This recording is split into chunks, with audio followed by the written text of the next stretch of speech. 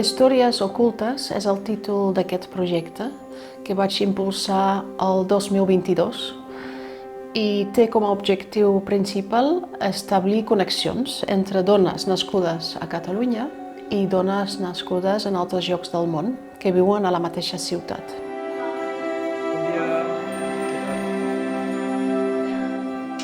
Aquí visc des de fa 20 anys i aquí vaig viure un procés d'adaptació, d'integració i ara puc dir que em sento a casa aquí, em sento inclosa i ajudo les participants a expressar-se d'una manera artística.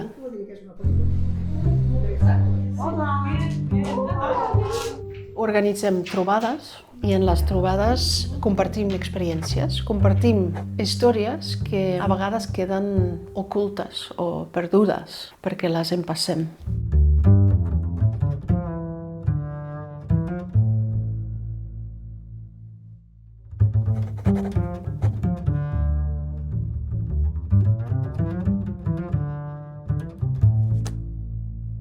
Utilitzem 4 llenguatges artístics: l'escriptura autobiogràfica, la fotografia participativa, el collage i al final de les trobades fem un podcast. Uneix això l'essència. Entre nosotras. Quan ens escoltem sorgeixen connexions més profundes perquè parlem de temes que ens preocupen a totes. És com un terreny comú on ens trobem. Iniciando el te conocí el amor, que también Ha canviat el paper dels temps. La primera empresa d'ànim i ja està, després tinc objectes. Collage pot ser una manera més simbòlica de visualitzar les històries.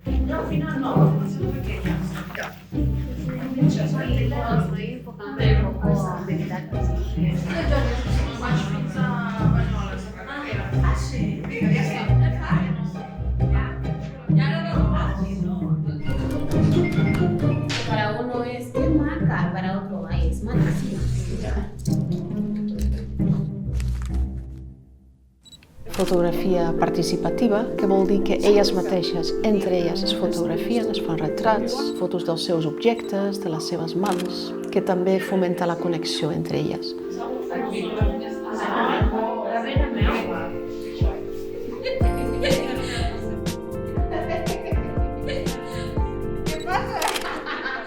Com a resultat d'aquestes trobades, que solen ser entre 6 i 8, preparem totes juntes una exposició col·lectiva. ¿Cómo lo ves tú? Pero con eso, nuestra primera. Sí, es esto.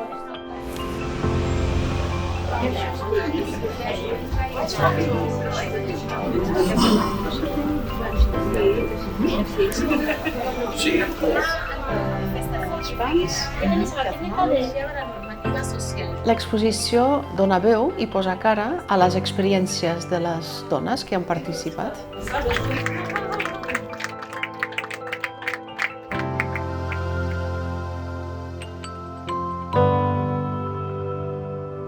¿Cuál cámara miramos? Sí, porque esto es como la prensa. Gracias. De esas experiencias de cada mujer que nos muestran a través de la creatividad, porque todas creamos, es un campo que de verdad me ha aportado muchísimo y ha hecho que mi pensamiento vuele. Pensaba que por el hecho de ser latina no me iba a integrar y no me iba a sentir como en casa, pues todo lo contrario. Me he integrado y me siento que soy parte de una comunidad. Era como lo que yo estaba buscando justamente aquí en Figueras, porque no encontraba eso. Poder hablar de los problemas cotidianos, poder hablar de las situaciones también migratorias, que es el duelo migratorio, poder contar lo que a mí como me inquieta como persona y sobre todo como mujer, porque una cosa es estar aquí y tener las posibilidades, ¿no? Cuando tú inmigras y tienes posibilidades, y otra cosa es cuando estás en situación precaria también, que también es otro tema. Es como sentir seguridad, ¿no? El día que trabajamos ese tema, yo llegué a casa con un sentido de pertenencia, porque era casa, o sea, yo estoy aquí, estoy siendo ahora mismo acogida. Jo sempre he vist la immigració com una cosa novedosa, perquè quan jo era joveneta La gent que venien de fora eren turistes i ara són gent que venen de fora però per viure aquí. Llavors segurament tinc una visió de que tots són com molt més amables i ho trobo tan forts que jo no m'imagino.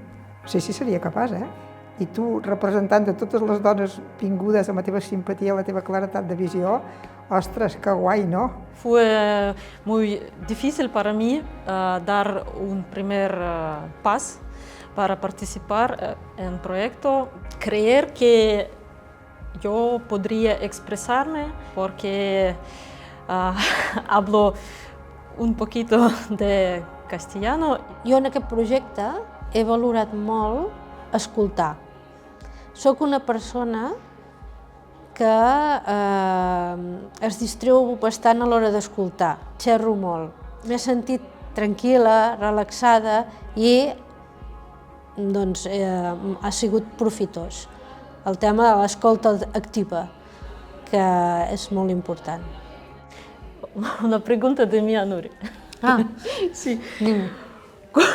¿Cómo te sientes cuando una persona como yo habla como una tortuga?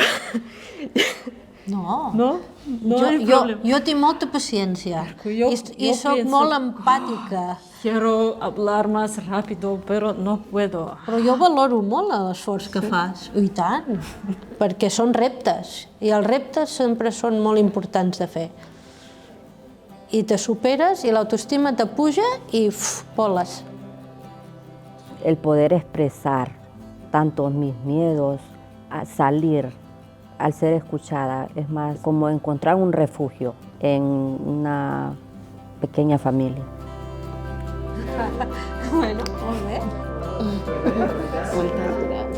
Si penses en la pregunta què és sentir-se com a casa o què cal per sentir-se com a casa, t'adones que són preguntes molt rellevants en aquest temps de migració, de canvi, de moviment. I crec que fins i tot, quan la teva idioma materna és el català, a vegades hi ha una manca de calidesa o de familiaritat. Per això crec, molt important per la ciutat i també els ciutadans, connectar-se entre ells i connectar-se entre bombolles, pot ser socials, lingüístiques, culturals, i així és un pas cap al trencament amb el racisme i els estereotips de la nostra ciutat.